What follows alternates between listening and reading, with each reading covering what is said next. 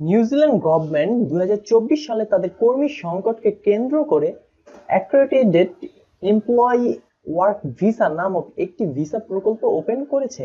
এই ভিসাটি 5 বছর মেয়াদী একটি ভিসা। ভিসার খরচ হচ্ছে 750 নিউজিল্যান্ডের ডলার, যা আনুমানিক বাংলাদেশি টাকায় 55,000 টাকার কিছু কম বেশি। এই ভিসাটি প্রসেসিং হতে সর্বনিম্ন 6 সপ্তাহ সময় লাগে এবং ম্যাক্সিমাম 3 মাসের মতো সময় লাগে।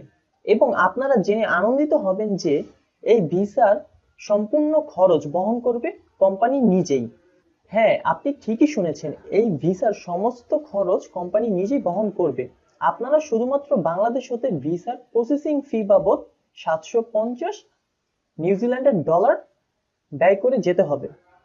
এবং এই ভিসায় আপনি অন ডিপেন্ডেন্ট হিসেবে আপনি আপনার ওয়াইফ এবং চিলড্রেনকে সঙ্গে করে নিয়ে যেতে পারবেন এবং আপনি